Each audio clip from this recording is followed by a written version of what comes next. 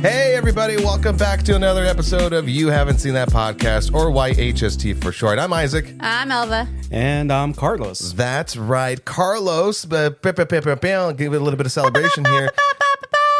The news is in. We have made Mr. Carlos Barraza an official co-host on the YHST pod. What? Oh, this is news to me. I don't know what to say. I just want to thank all the people I stepped on to get here. So thank you guys.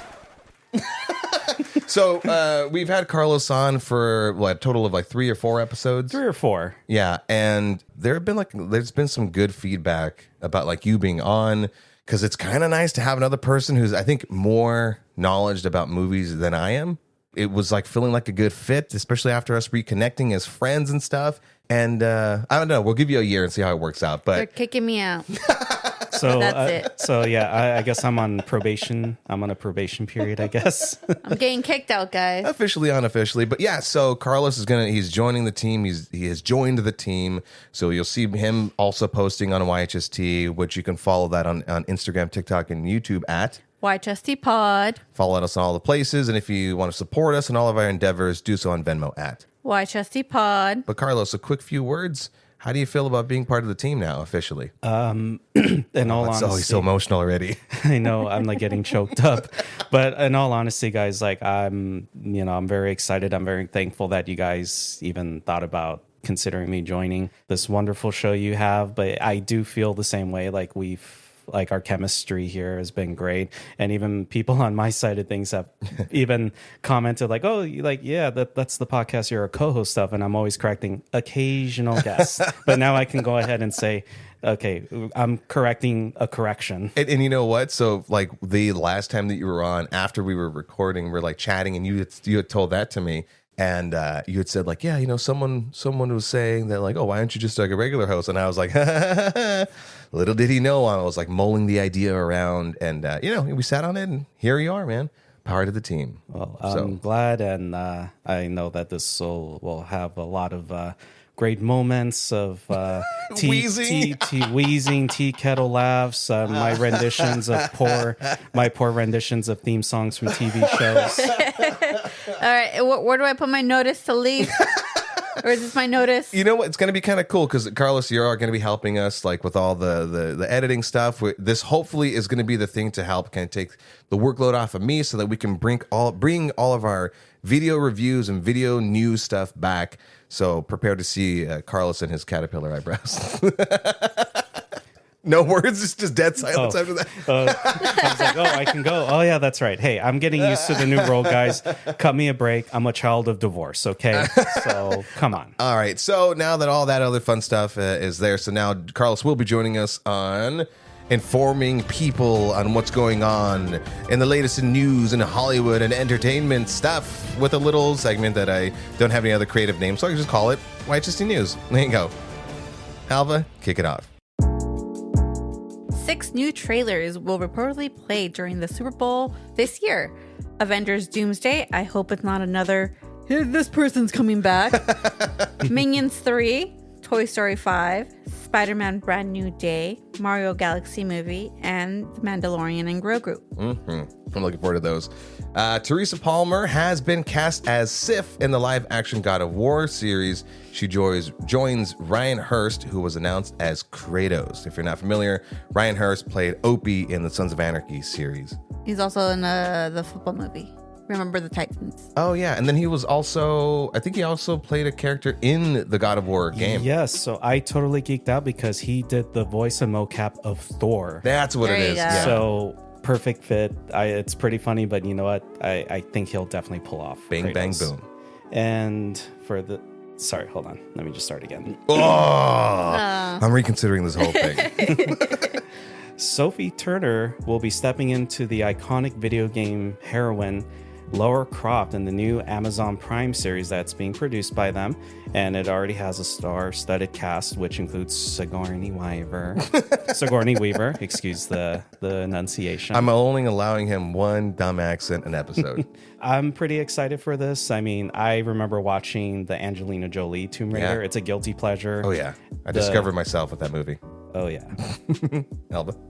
Kathleen Kennedy is officially stepping down as Lucasfilm's president. Dave Filoni and Lin-Wen Brennan will be co-presidents throughout this transaction, I guess. I don't know. Cool. Zoe Saldana dethrones Scarlett Johansson as the highest grossing actor of all time. I don't have the numbers on exactly how much, but I think it's like 15 billion compared to ScarJo, so sorry. It's all those Avatar films. And in keeping with the news of Kathleen Kennedy officially stepping down from Lucasfilm, Star Wars Galaxy's Edge at Disneyland will be officially stepping away from the sequel trilogy. So starting in April 29th, we will start seeing more beloved OG characters roaming around Galaxy's Edge. I don't know how you guys are feeling with... That's how I feel about it. Enough said. Marvel's decade-long Will They, Won't They project Blade has been finally laid to rest. Womp womp. The character will now appear in MCU's magic ensemble film Midnight Suns. All right, poor guy. Tegan Croft and Milo Mannheim will star. I never practice these things. Will star in the live-action Tangled. I got landed with that little piece of news, and that's just dorky. You guys all got all the cool stuff. All right, finish it off, Carlos. And to finish things off, Jackass will be returning to theaters this summer on June 26, which was announced officially by Johnny Knoxville. Wow, wow, wow. Wow, down, down, down. I'm editing all that out. And that's the news. Hell yeah. You just been taught some stuff. Ooh. All right, so we got 3 movies for you today. It is Dead Man's Wire, Primate, and 28 Years Later, The Bone Temple. All 3 of us had seen Dead Man's Wire and 28 Years Later, but the overachiever Carlos saw Primate. We didn't, but so this is going to be sort of a little trial period of you getting your own little segment of a movie that you saw and we didn't. And there might be future episodes where maybe all 3 of us all saw different movies and we come in with our own respective reviews. I can't wait. Yeah, that's going to be interesting. It might be great. It might be fucking terrible. We might never do it again, but fuck it. It's my podcast. It's our podcast. It's whatever we want it to be. God damn it, we're going to have fun with this.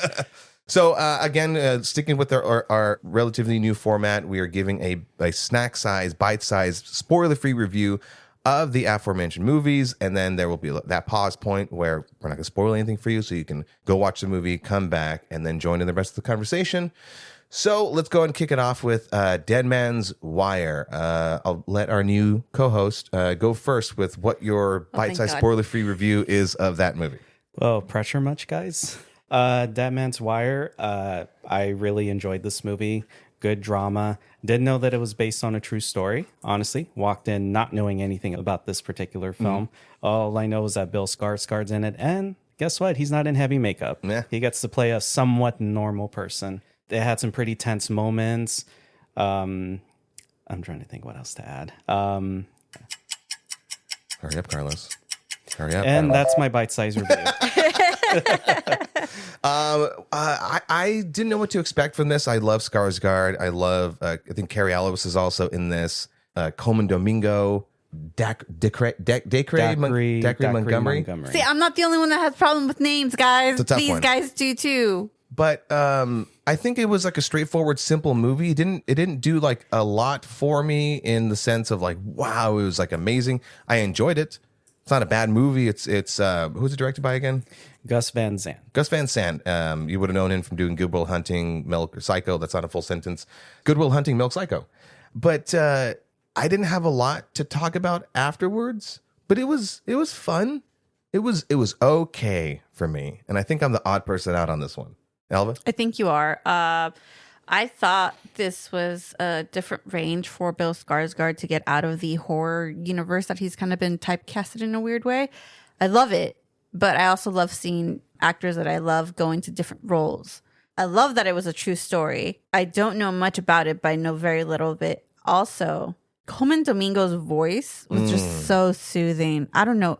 He should just tell me bedtime stories every day. That was. Imagine him reading spicy novels. Oh God, I can't do it now. Dude. Yeah, and then she laid down on the bed for me. I also thought it was a great new way and take on certain scenes, like how they were shot and shown to you, kind of as like they were being shown like a photograph or something. Yeah, I like that. Like, and it was new perspective of things. All right, moving on to Primate. Carlos, you're the only one that saw this, so go ahead and give a little bite-sized review on this one. It's a great creature feature. It's basically Cujo, but with a chimp this time. It's got some great gory kills. The effects with Ben, as that's the chimp's name. Honestly, there were like times I couldn't even tell like if this was mocap or if it was a guy in a suit. But the fact that you can't tell the difference, like you don't know which it is, that's a great example of great special effects, is that when you don't know, is it a special effect? But it wasn't silly or anything like that? It has some silly moments. So it's not a movie to take seriously. This is like a popcorn film. Got it. Okay. It's just more for the kills. The human characters, honestly, they're really nothing special. Okay. The same thing with the dialogue. Dialogue's like whatever. But really, you want to see the chimp go bananas. Yeah. Quite literally. Hold on. I got a sound effect for that too. Pace is pretty much on point. Like, it's not a very long movie. It doesn't really drag on. And it's directed by Johannes Roberts. He did the most recent Resident Evil movie, Resident Evil Welcome to Raccoon City. Oh, okay. 47 Meters Down. And the Stranger sequel. I think it's called like Prey at Night. It's the second Strangers movie. Ah. Yeah. All right. So it's done by a horror director. Honestly, like this is like a fun film. It's like a good, quick weekend watch. It's not really something to rush out to watch in theaters, but it's a fun watch. Like watch it with a group of friends. Well, I'm curious to dig into that movie in a minute. And then lastly, 28 years later, The Bone Temple. Carlos, kick it off with your bite-sized review. It's got the 3Ds for me. As I told you guys, it's got droogs because it's got a little bit of a touch of Clockwork Orange. Drugs. Yeah. Drugs and drugs. Drugs will just bring out the Boy, humanity. what's that third D? Dongs. It did not disappoint. But I really enjoyed this movie. It made me appreciate the last movie even more. I thought that the pacing was a lot better. It doesn't have too many of the hokey, like experimental shots. Yeah, I can't wait to get into that too. And this, I think, is Nia DaCosta's best movie that she's made. Out of the ones I've seen, she did Candyman, the requel, and she did The Marvels. Oh, Okay. cool. I Yeah. did like Candyman. You did The Marvels? Yeah, I really like Candyman. The third act was kind of iffy, but I felt like the third act in Bone Temple was quite an improvement from Candyman. Okay. They're not related movies, but it shows that I think she is improving more as the time goes on. No, I also extremely enjoyed this movie, and to kind of echo exactly what you said, like it did make me appreciate that first film, which comparatively, I'm like, oh, I hold this one over that one for all those same reasons. It was, I didn't notice the editing or directing rather, like I did with the first one, all that experimental stuff. Like, and then I felt like it remedied who we're focusing the story with, which is our two leads, Ray Fiennes and Jack O'Connell, in such fun ways that even though this is it's doing what other zombie things have done as far as storylines and tropes, if you will, it does it extremely well because it's led by Jack O'Connell and Ray Fiennes in such ways that I'm like, this movie needs to be longer. I enjoyed all of it from start to finish. Like I was absolutely captivated and locked in this. Oh, definitely. The last movie, I was like, okay, I'm getting on board with this because I don't believe that I seen 28 Days and 28 Weeks Later. I don't recall. But with this one, I'm a fan even more of Ray Fiennes because he can do no wrong. I think it just showed even more of his abilities that he can do, how he can take one moment in the movie and then completely 180 it to something else that we weren't even expecting.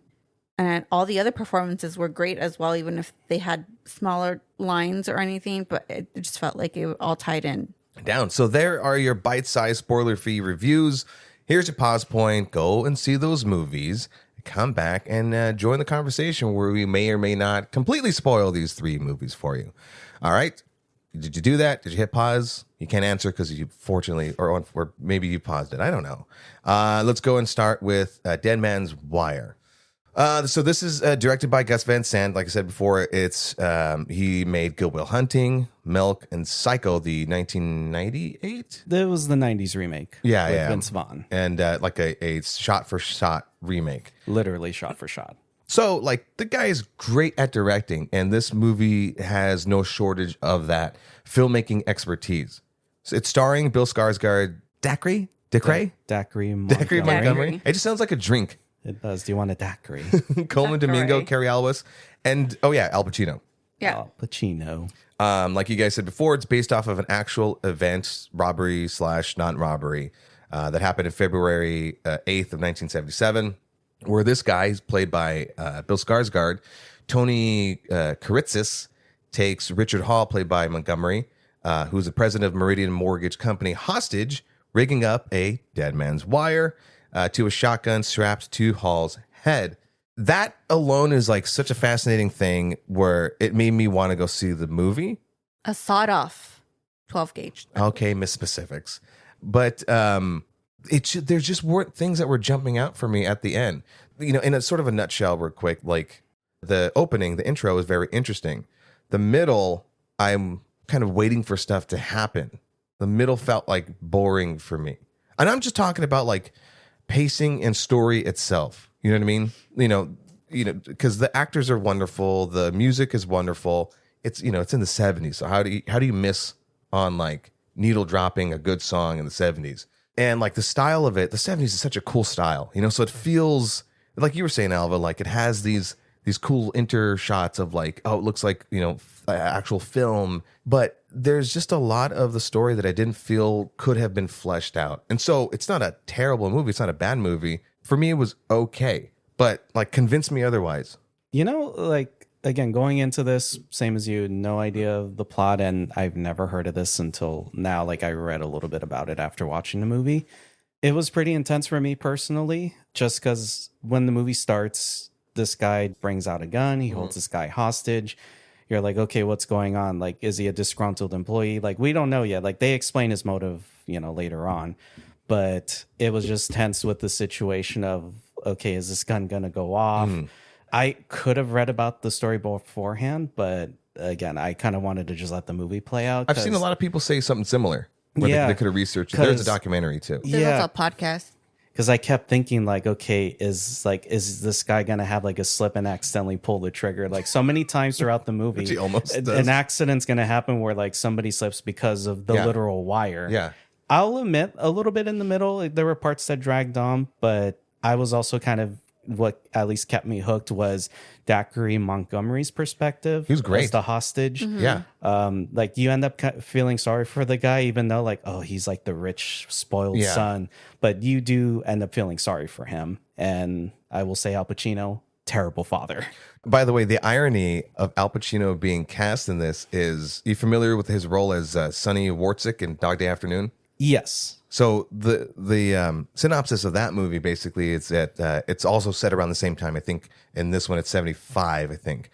And it's a kind of semi-similar story with like a robbery with, in quotes, commendable motivations.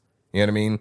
He's doing a crime, but the reasons for it, everyone is on board with it, and everyone, just like with in this movie, everyone's like, he's a hero. I get it. Yeah, fuck the system and whatever. Or what was my analogy of this was the Mangione of the 70s, where it's the only difference is minus a death, but everyone still got on board with it. Minus him looking hyper sexy.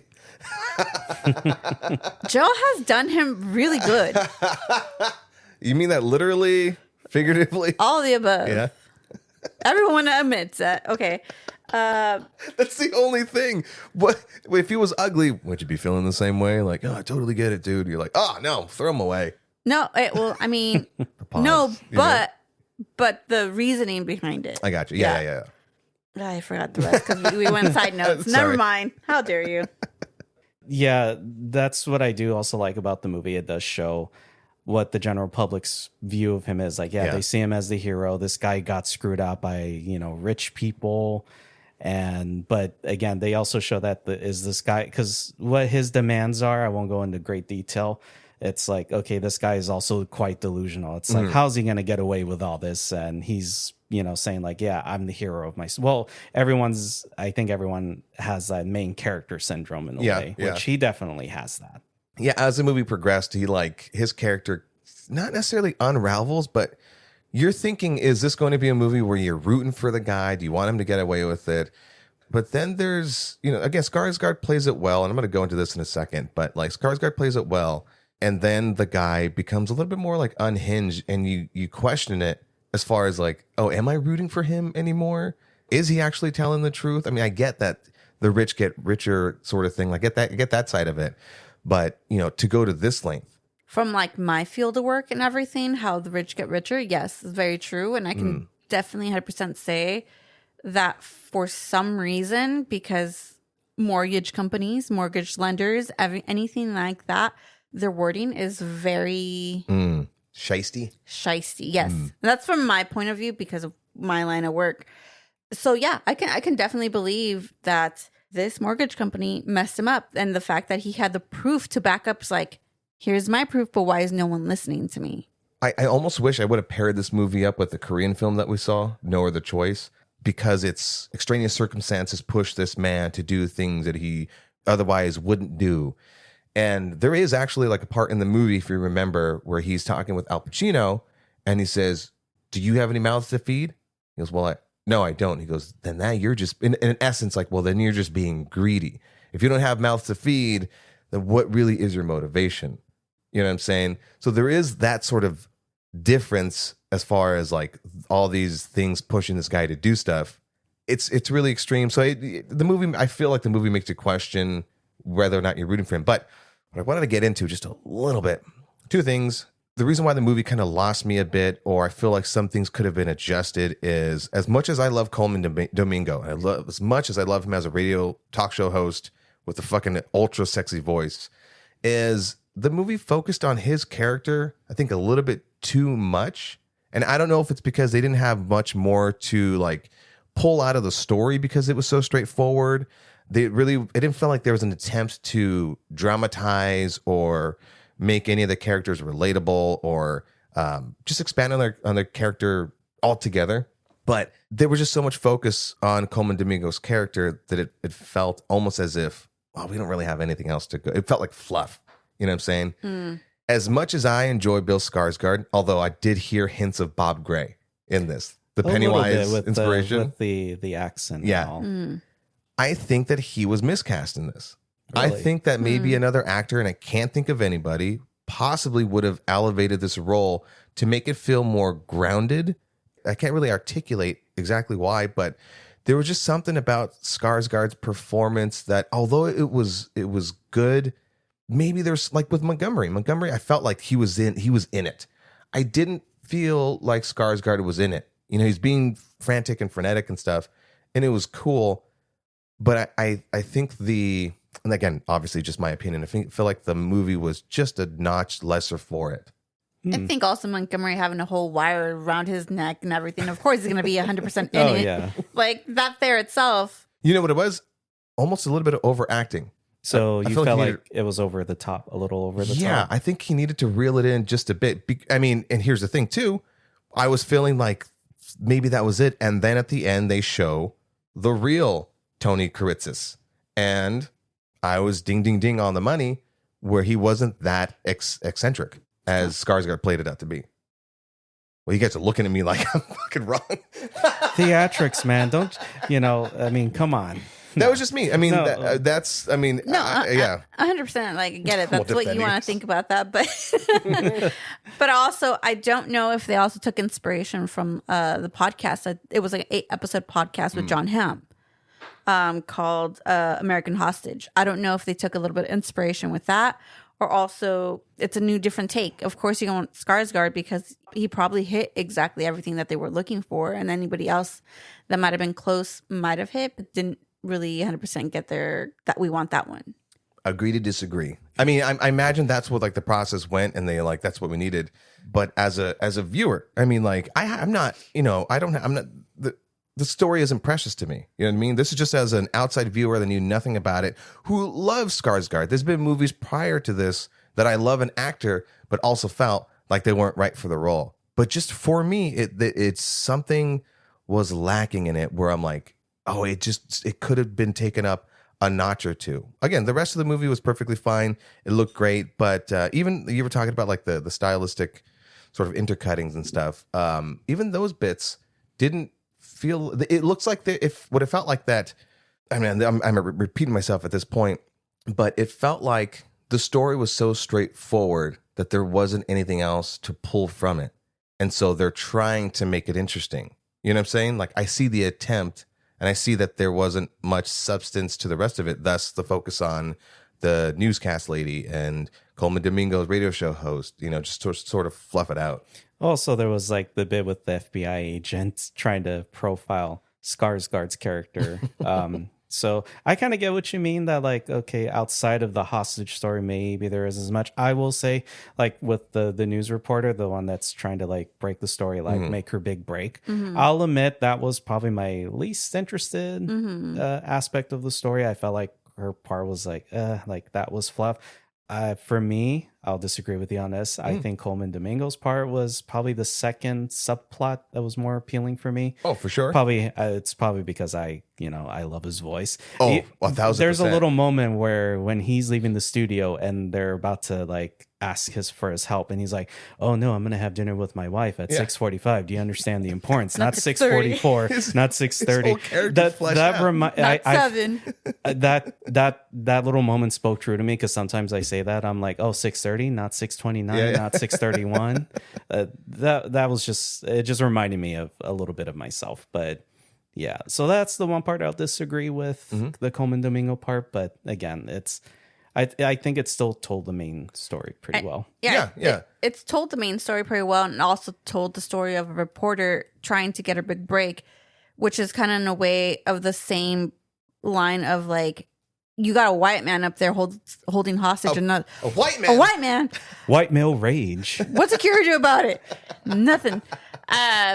But you have a white man holding a white man hostage with like greed is the only reason that's happening. Then you have the same here, like the girl doing the newscast thing, but they're going to send it to somebody else because she doesn't fit the profile of being on screen because she may not fit 70 standards of pretty or whatnot.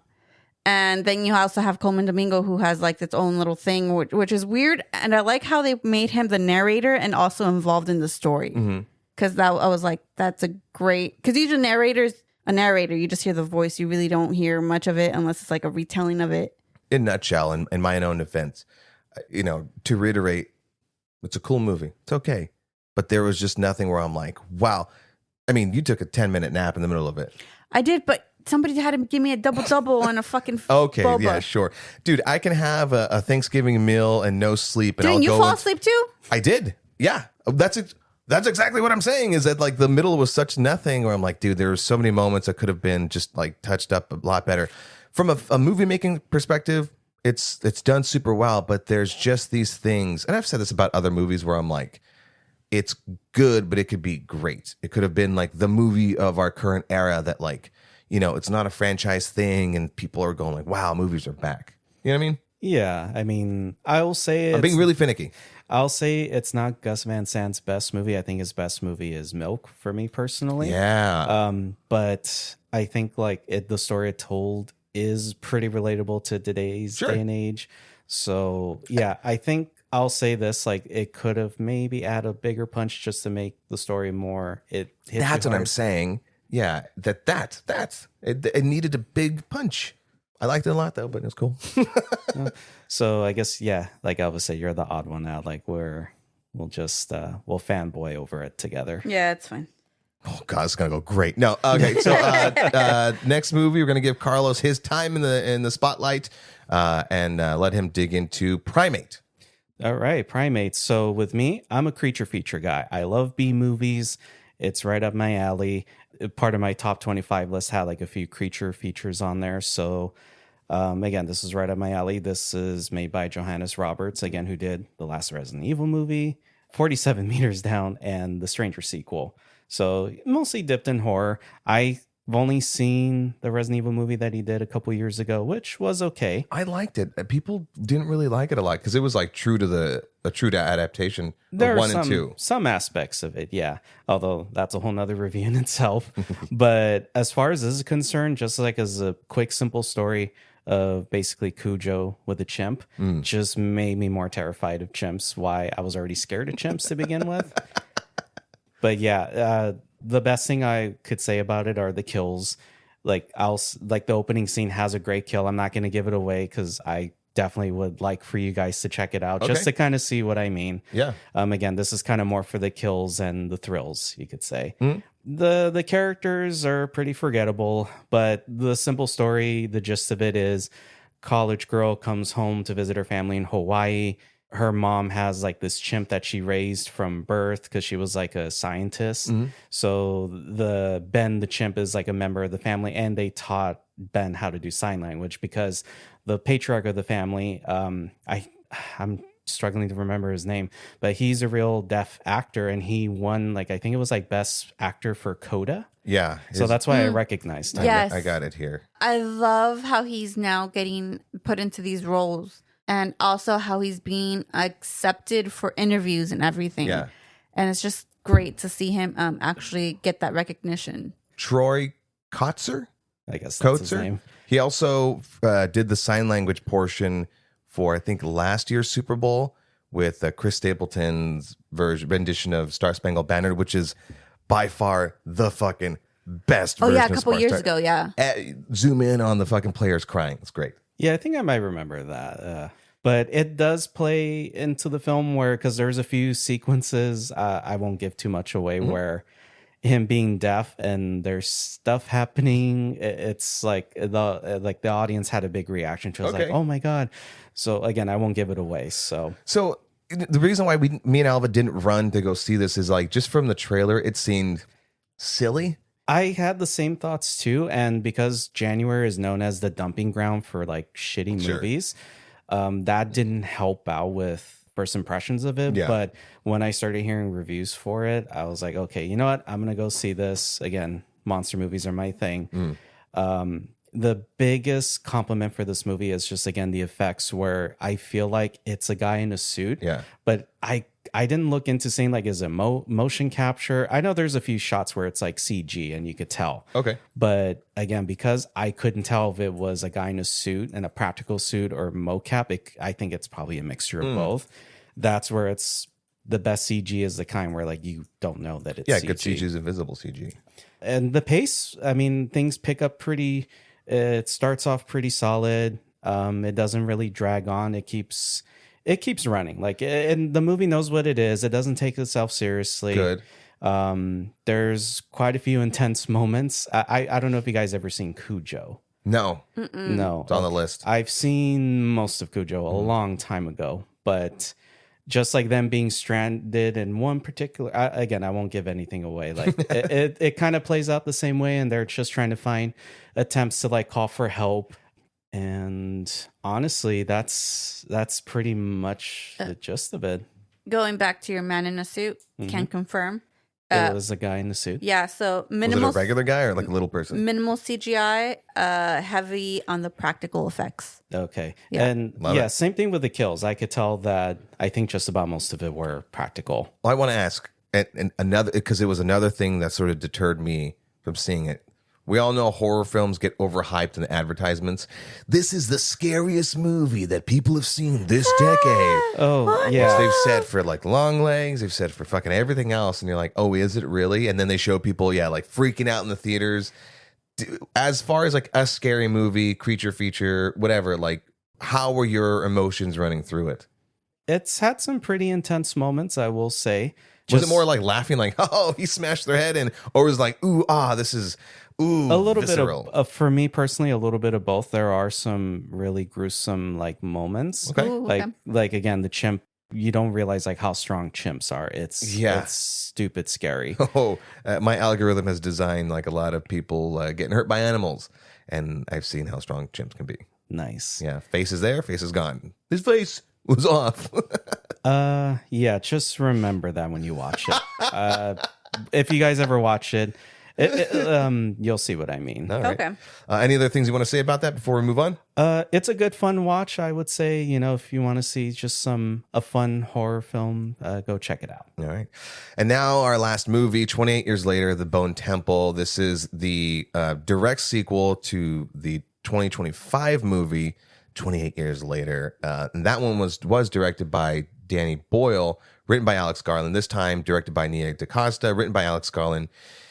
What a fun fucking movie. The last one came out in like June, I think. So Not that long ago. Yeah, This was shot back to back. yeah. So Ed, Man, but the difference, I mean, it goes to show you obviously, right? But the difference that a director makes and how it can help elevate a movie and how much it can kind of hurt a movie. Like as much as I wanted to really love 28 Years Later, just to kind of, recap on some of that, there are some parts that sort of dragged and it sort of genre shifted at a certain point, and especially that very end with Jack O'Connell's The Jimmies and stuff. And you're like, what the fuck is this? Parkour. Parkour. It was like such a weird way to end the movie. And to highlight one of your 3Ds, the 28 Years Later, that first part was real dong heavy. People were calling it 28 inches later. Like it was super heavy on that, where it's like, okay, this one at least tastefully shows it, tastefully hides it, because they know it shouldn't be the fucking focal point of the movie. You don't want giggles at those parts. You know what I'm saying? At literally those parts. Jesus, it was a movie like when they introduced Ray Fiennes in the first one. I'm like, I want more of that character. Not only is his character as Dr. Ian like fascinating, when you're putting them up against these kind of like whatever characters of Spike and his dad and stuff like that, it was like, oh, I kind of want more of this guy. And that the focus of this one, of the Bone Temple, is of Dr. Ian and more of the very eccentric, Jimmys. It was so much fun. And like I said in my bite-sized review, with the two plots, it's been done before in other zombie flicks and zombie shows, but like you can do what's been done and like improve on it. Whether it's how you shoot it, definitely how you perform it. I mean, when it's led by Ray Fiennes and Jack O'Connell, goddamn, I can watch the both of them act all day. Ray Fiennes, I think Elva had said, can play fucking any role and make it super captivating. Jack O'Connell, I feel a little bad because he might get typecast as like a cult leader because he was also in Sinners. Yeah. But him being a villain is just so fucking good, dude. The weird, his quirkiness, the weird, like if anyone else had played that role, it would have been lesser for it. But something about him doing it, he makes it feel threatening and funny at the same time. Like you're laughing and oohing, eyeing all in the same, it's like 10 seconds of a scene. It's like you're questioning if you're rooting for the cult guy. Yeah. And so Spike, the kid Spike, does have a role continued from the first one. And again, just to kind of go back on that first one, I was surprised, and I think he did a good job of sort of carrying the weight of the movie in that first one. And I was like, good job, kid. But also, I didn't know that that's where this movie was going to go. So that he sort of took a back seat, I was happier for it. He's okay, but the kid's one of those things. It's like he's a one-note actor. He's just a worried faced all the time. And just to kind of kick him to the side and focus on the more experienced actors is fun. Yeah, because with Spike, I was gonna say he does play second fiddle to Ray Fiennes, but no, you reminded me. No, it's Ray Fiennes, Jack O'Connell, and then I don't remember. I think what's the name of the kid? But the kid that plays Spike, like really Alfie does. Williams? Alfie Williams, he really does take a back seat in the story. But honestly, I was fine with it because we kind of already got most of his story in the previous film, and like because they had teased Jack O'Connell's character Jimmy, that he got to definitely shine a lot more. I loved the scenes, but yeah, of course, terrifying, intense with the horrors that they inflict on unsuspecting victims. So that's where I get the Clockwork Orange vibes with the cult. Mm-hmm. So I don't know if you guys are also familiar with where they get the motif from with yes, I was about to say, but go ahead. That they modeled like, oh my God, what's his? So I wrote it, I nutshelled it. It's inspired by a guy named Jimmy Savile. Jimmy Savile. I couldn't remember his last name. And in short, he is sort of the British version of Epstein. Oh, yeah. Let's leave it at that. Okay. Yeah. So it's perfect that they take inspiration off of that guy because they're sort of like a satanic group, a highly eccentric satanic group. Mm-hmm. It's perfect. Oh, yeah. With blonde wigs. And it's also really, I mean, again, it's playing a lot of the tropes from zombie movies, even though, again, these are not zombies. No, you know infected. What? But I will say, although they're the rage virus, Jimmy does say the Z word. Oh, yeah. He can't say that. What? Say what? The Z word. Why not? Well, are they out there then? Because it's ridiculous. But he says it. I was like, oh, he said the Z word. I know, but just again, it does play those tropes, but it really adds the lore to the rage virus. Again, just let's just say that we see their perspective on things, on how For a they blink. view other. Oh yeah, for a blink, how they view non-infected people, where it's like, okay, now we know why they act the way they do, because they're still technically human, they're still alive, But they have like extra strength, extra regenerative powers. just that adrenaline and just hemorrhaging all that blood. It's like adrenaline 24/7, can't turn it off. Exactly. But of course, we see they evolve, and we actually see them. Well, we did kind of see Procreate. them feed, but procreate. Yeah. So it, like in the last movie, it did set up these things, and it explores it even more with the character of Samson. Which I love a movie that especially like this, where it's a specific kind of zombie. You build, you set the lore, and you expand and explore and evolve it. Otherwise, it's a wasted opportunity. Like, especially zombie lovers. Oh no, it's not exactly zombies, but zombie lovers, like that's an aspect of that genre that, I mean, me, I'm speaking personally, but like I always enjoy. I always want them to like. Did you ever end up watching? I know it came out like last month. We Bury the Dead. No, I haven't seen it. I want you to know. I want to see what you think about that one. But even though the Ray Fiennes and Jack O'Connell, they have their sort of like separate plots, when they finally intersect and interact, it just makes for this like whole new fun dynamic. That whole scene where they're just having a conversation. Yeah.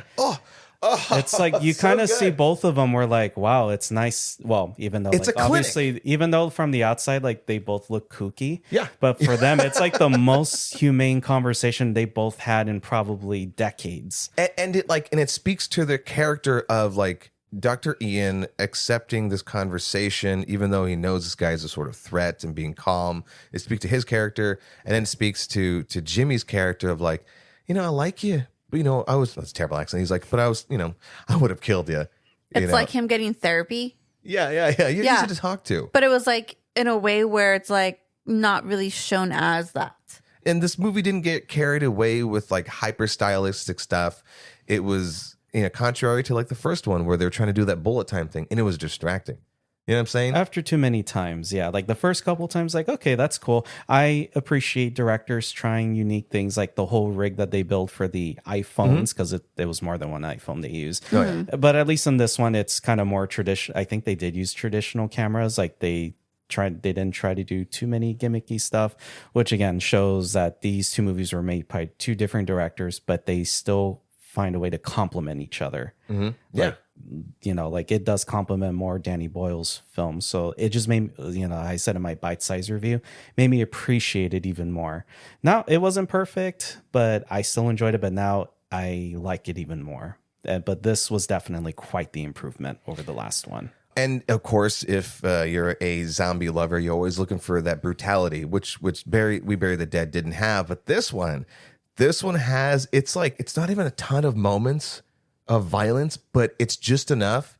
And they're, to overuse this word, it's so fucking brutal and visceral, whether it's the zombies doing their thing or other side people, or even just the actual human characters hurting other human characters, which some of the Jimmies call it charity. Charity. Which sounds so nice, but remember, they're Satanists. So what does charity mean to Satanists? And the sort of reaction when they go, all right, we're going to take their shirts off. And everyone's reaction amongst the Jimmies was so different. Some people were like drooling at the thought of doing it. The new members are like vomiting at the thought of doing it. And then you see it happen. And I won't say exactly what it is, but I've seen real videos of humans taking someone else's shirt off, and it's so fucking brutal. Like, I winced at this, which I love, because I want to have a reaction in a movie. Do you have anything, Elva? I mean, other than the fact that scene where he puts it at the end, he's trying to make do with the part with Jimmy. He's like, you do this and I'll leave you alone. Like, I walk out of here. That whole scene where it's just 10 out of 10. I was not expecting this to happen in this movie, first of all. Second of all, you went all in on this. Music choice, amazing, because that was probably the only music besides like him playing like... Especially of the time. Yeah. And I'm just kind of like, oh, we going all in? When did you get that? Did you just... All right, we have time to do all this. I also wonder if, as they were writing this movie, they go, can Ray Fiennes do this? And it's like, dude, he absolutely can do this, right? It's when he's sort of, and again, I won't go into detail because I want people to be like impressed by the scene. That's why I didn't say much. As he's entertaining the Jimmy, so to speak, I felt like he dug down deep for whatever he took inspiration when he played like Voldemort, and then just like went full eccentric in this whole scene. And it was just wonderful because he's playing this mild-mannered doctor for most of the movie, and then gets to just like spread his dock wings and fly. It was fucking great, dude. Ah, man. Go see this movie. 2 facts I'll add before we wrap things up on this regarding Ralph Fiennes. One, how he could do anything. Like, he could play the main protagonist, but he could also play like the most terrible villain, Voldemort, you know. But it blows my mind that this guy has not won an Academy Award. He's been nominated 3 times, but he's been one of the few that has not won an Academy Award for either Best Acting or even Supporting Actor. It has to be. I'm surprised Conclave wasn't that, because that was He sold it for me. He was great in Conclave. I loved it. And then the other fact regarding what you're talking about in the 3rd act that we were not expecting, that was all him. Like, that was, he basically like improvised what he did. Amazing. I watched this interview earlier today before I came here, and I'm like, oh, so that wasn't exactly, I guess I'll just say choreographed. Well, I'll just put it that way. Again, I won't give away what he did, but the fact that was all him, all his moves, amazing. Amazing. He needs to win that. Can you guys guess how many nominations, how many Oscar nominations Ralph Fiennes has received? Well, I'd be cheating because I looked it up. So, Elva? 59? I don't Carlos? know. 3. 3? Yeah, Schindler's List, The English Patient, and Conclave. Oh, I don't know why 59. You think it would be more. Yeah. Do you guys want to talk about, before we close out on our reviews, our thoughts about the ending scene? I thought it was a great way to kind of introduce something, but also leave it to the third and final movie of this, I guess, 28 years later installment. It makes me excited for any kind of continuation of this franchise. Oh yeah, for them to revisit a certain thing and what they've built and expanded on. I really want to see and hope that they go with what they did at the end and with Samson. If they don't, it's going to be a missed opportunity. Yeah, my thoughts on the ending of the previous film. Odd. I didn't hate it, but I still found it a little odd and out of nowhere. The way this one ended was a lot more better. Nothing too kooky, but when I did see, someone come in, I was like, oh, hey. And it just made me more excited. Like, please make the third one. Please. Well, Sony did say that they are going to move forward with it because of the word of mouth they were getting. Yeah. Because obviously the third one, they were just waiting to see how these 2 movies do. But please make the third one. I want to see where this goes. I just like that they didn't make us wait a whole year. Oh, totally. 6 months? It was give 6 or take? months, Yeah, 6.5 months Yeah. around there. Like 6-7 months. Get out. Can we fire Yeah, we can Isaac fire and him, we'll keep Elva? Oh, you guys, this podcast will be nothing without me. No, but I did. I was like doing my research earlier. I was just like, wait, what is it? How long was the other one? Like, was it an actual full year? And then I remember like, no, it was in June. So like maybe like 6.5 months because I know it was like later June that it happened. So let's go ahead and put a number on it with our segment we call YHST Gets Fresh. Every other episode, Elva and I, now going to be Carlos, alternate and guessing the Rotten Tomato critic and audience score, as well as giving our personal ratings on the aforementioned movies, in this case, Dead Man's Wire, Primate, and Bone Temple, from 0 to 100, 59 and below being rotten, 16 and above being fresh. And you guys are guessing. And I'm going to start with Carlos on what is your personal rating of, let's start with Dead Man's Wire. Personal rating, I'll give it a solid 85. Again, great performances, good drama. Audience score, I'm going to say it's probably going to be the same 85. Critics, I feel like will love this more, so I'm going to say 92. Okay, Elva? Personal score, I'm going as well 85. Critics, I think they might have maybe given it 90. Mm-hmm. And I think audience, 79. You guys are pretty close. The critics give it a 91%, and the audience enjoyed it at 80%. Oh, okay. I think I would have been more with the audience as far as that. If anyone's asking, if anyone bothered to care. Whoa. Because it's cinema. Okay, so Carlos, well, you're the only one who saw Primate. So, what is your personal rating of Primate? And I'm gonna give it a solid 90 because this was way better than I expected. Okay. I feel that audiences probably on the same level with me based on the reaction I saw. I'll say 90 as well. Critics, I'll go a little lower. I'll say 82. Well, you're a little wrong on the other one. It's critics are 79, so kind of close on that one. And audiences gave it a 72. Oh, okay, that's odd. I would have figured they loved him more. Well, screw you guys. You see, now you get it. Screw you. Get him. And then lastly, Bone Temple. Since I ended up loving this a lot more, I'm gonna say I'm giving it a. I don't know. Sorry, I'm having a moment, guys. Captain Kirk for a second. I'm having a moment. I'm having a moment with the movie. Honestly, I love this, so I'm gonna give it a 95. Okay. Personally, Yeah.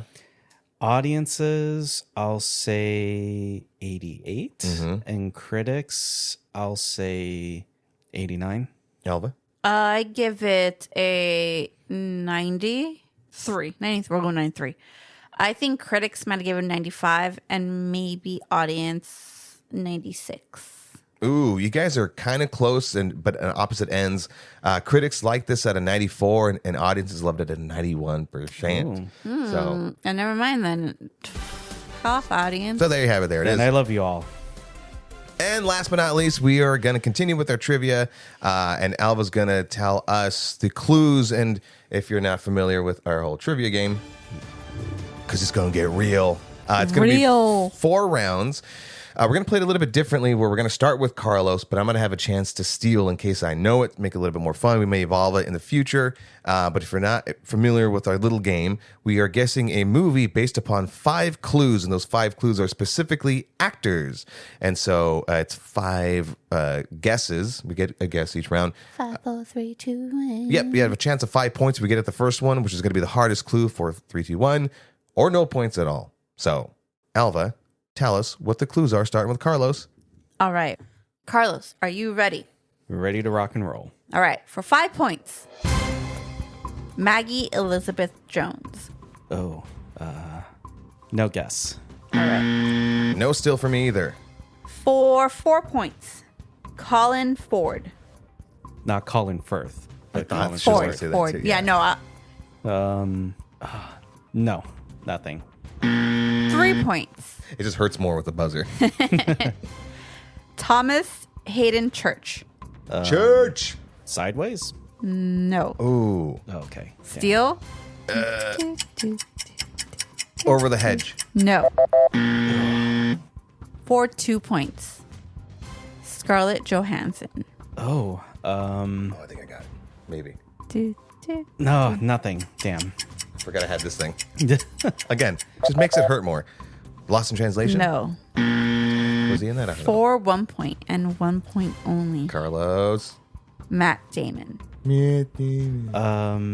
Shoot. Holy shit. Downsizing? No. Damn it. Steele. Elysium. No. We Bought a Zoo. Oh, Did you see that? no. I know of it, Damn it. but Yeah. I forgot that movie That's good. existed. No, that's good. That's fine. Yeah. Okay. And by the way, for clarification, anyone's wondering, like, well, how do you check if you guys haven't seen the movie or not? It doesn't matter, because when we first started playing this game, we were like, well, have you seen it? Have you not? So by randomizing it, and it just kind of takes all that out. It's like, if we haven't seen it, fuck us. All right, so I start with the next one. Yes. For 5 points, Leslie Matthews. Leslie Matthews. Hook. No. Fucking Steal? button. Hold on. You got to wait for the buzz. This fucking button doesn't work. Steele. No Steele. No Steele. All right. For 4 points, Wendy. Williams? No. Is You know she what? gonna? That's a no. Did she pass out during the movie? How did you reach over here and push that button, damn it? Oh, no. The tea kettle's coming out. Sorry. Ooh. Okay. I forgot I had this, too. Oh my god. We need to put like little labels on the buttons that you have so you can see There them. are labels. It's just so far away. Yeah. Okay. No. No. No. No Steele. For 3 points, Glenn Close. Isaac, it's your turn. Oh, it is my turn. I'm sorry. What is it? Oh, fuck. Basic Instinct? No. No, that's not the one I'm thinking of. Fatal Attraction. That's the one. No. Damn. Damn it. I couldn't think of that fucking. Okay, well, good. It's wrong. Fuck you. Okay. For 2 points. Sir Gary Oldman. Gary Oldman, Glenn Close. Sir. Dude, I don't know. No, I'm clueless. Damn it. 1 point. We suck. Yeah. Harrison Ford.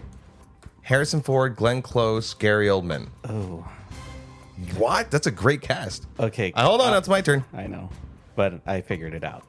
Did ya? Indiana Jones in the Temple of Doom. No. Air Force One. Yep. Yes. All That's right. good. Who was Gary Oldman in that? He was the bad guy. He was the Russian Fuck. terrorist. Damn it. Okay. Round 3. All right. Bro, Carlos. All right. All right. And then like she doesn't immediately go into it, so it feels like, all right, Okay. I got Missed hyper. opportunity. All right. I had a shift. For 5 points. Aaron Yo. Friday the 13th. No. So strong and wrong with that one. Yeah. For 4 points. David Morse. Disturbia. Yep. Whoa. That's 4 points? Mm-hmm. Oh, David Morse was like he was the guy in the Green Mile? Yeah, he He's was got like a one of the soft prison voice, guards. Yeah, right? like the Tall big guy. Yeah. Kind of talks like this. Fuck you. Look at that. It's a fucking perfect. Screw you. Also, Disturbia was shot in Uptown Whittier. Fun fact. Oh, nice. Oh, yeah. The You house got is still 4 up there, points. yeah. 4 points. Carlos. All Yeah. right. Nice, dude. Yes. Eat a bitch. Eat a bitch. How'd you reach over and push that button? Stop it. All right. Isaac. Yeah. This is your turn. I have to let you know. Uh-huh. 5 points. Elizabeth Pena. The Mexican. No. It's a real movie. You had to assume that it's titled because it has a Hispanic actress. That's Yeah. racist. Man. No. Oh, that's so racist. It's racist. Cancel. For 4 points. Philip Baker Hall. Doubt. Nope. For And Carlos, you have nothing. You don't have. No no, guess. okay. For 3 points. Tom Wilkinson. Tom Wilkinson? Mm-hmm. Carlos, do you know this one? Rush Hour? Yep. Yes. That's what, 3 points? Yeah. Total of. He has 5? No. 8. He got the one before Air Force One. Was 1 point. Oh, Yeah. so it is 8. God damn it. Well, congratulations, Carlos. You really showed me up and really swung your fucking 28 inches later dick out there. Well, it also makes me really happy that I think I chose a good third co-host. Well, I try to stay on. Look, I don't About take these things personally, but go fuck yourself. Not bad for my inaugural introduction. No big words on the show. Oh, Any last words about anything going on in here? Great co-host. Just that, again, thank you guys for officially adding me onto the show. Absolutely, And I'm dude. looking forward to our other thoughts and laughs that we'll have ahead of us. Hell yeah, man. Dude, I'm super excited. I'm looking for the future. 2026, we're going to be bringing it strong. So thank you, everybody, for listening. We appreciate you. We love you, and we mean it. Again, if you're new here, if you haven't done so already, follow us on social media at YHSC Pod. on Instagram, TikTok, and YouTube. We will be more active on those things. And if you love what we do and, you want to buy us a bucket of popcorn or a drink or coffee or some candies or concessions or other stuff, then you can do that on Venmo at YHSC We Pod. appreciate you. We love you. Mean it. And thank you, Carlos, for saying yes to this fun thing. And actually, quick story real quick.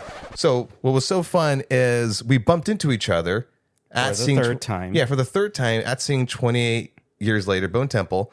And we were sitting in the same role, but the complete opposite ends.